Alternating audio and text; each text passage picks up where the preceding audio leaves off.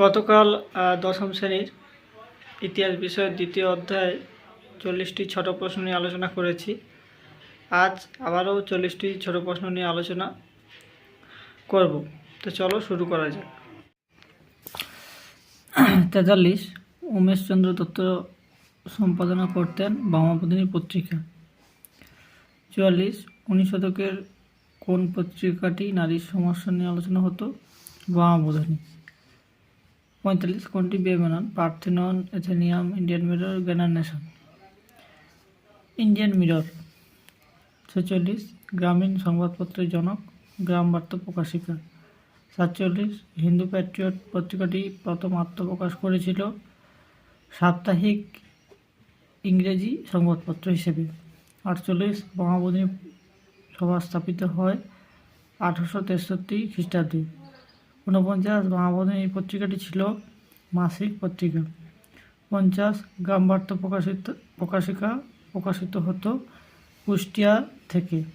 51 নীলদর্পণ নাটকটি প্রকাশিত হয় 1860। 52 হুতম পেঁচার নকশা একটি তৎকালীন কলকাতার সমাজ দর্পণ। 53 বিধবা বিবাহ আইন পাশ করেন লর্ড ক্যানিং। 54 মধ্যবিত্ত শ্রেণীর কথাটি যে কাগজে প্রথম উল্লেখ পাওয়া যায়? বঙ্গদূত।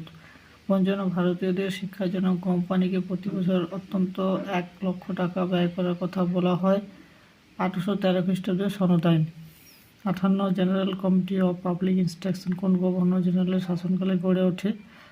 Lord Amherst. 57 19 শতকের নবজাগরণ ঐতিহাসিক প্রতারণা বলেছিলেন বিনয় ঘোষ। 58 বামাবোধিনী বামা আসলে কারা? সমগ্র নারী জাতি।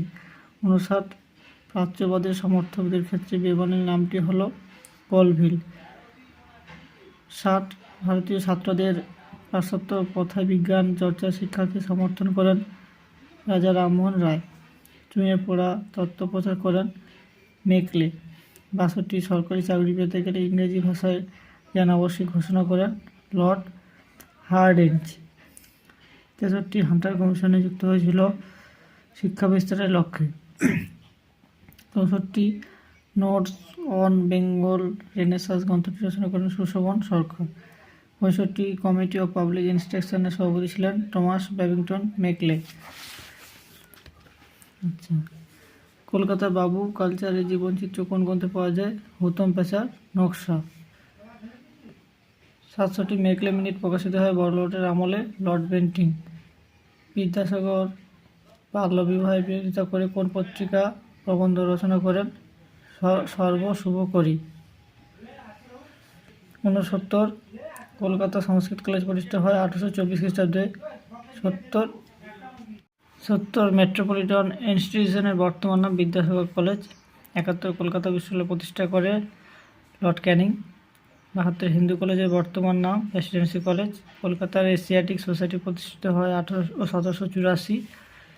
রামকৃষ্ণ মঠ ও মিশনের মুখপত্র ছিল উদ্বোধন পত্রিকা। 75 একাডেমিক অ্যাসোসিয়েশনের সদস্য ছিলেন রামতনু লাহিড়ী।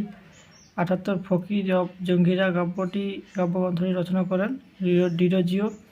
77 জেনারেল অ্যাসেম্বলি ইনস্টিটিউশনের বর্তমান নাম Scottish church college. 78 Bethune college কত খ্রিস্টাব্দে হিন্দু বালিকা বিদ্যালয় প্রতিষ্ঠিত করেন? 1849। ডিরোজিও শিক্ষক হিসেবে যোগদান দেন হিন্দু কলেজে। হুগলি কলেজের বর্তমান নাম মহসিন কলেজ। হিন্দু ফিমেল স্কুলের প্রতিষ্ঠাতা বেথুন সাহেব। বেথুন স্কুল প্রতিষ্ঠায় প্রধান উদ্যোগী ছিলেন Vuitton Vidyasagar. Calcutta school society স্থাপন করতে ডেভিড হেয়ারকে সহায়তা করেছিলেন রাধাকান্ত দেব। বেনারস সংস্কৃত কলেজ প্রতিষ্ঠা করেন জোনাথন ডানকান।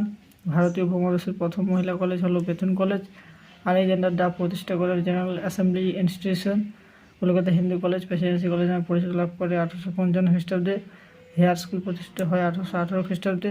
ভারতীয় বিশ্ববিদ্যালয় কমিশন গঠন করা হয় 1902।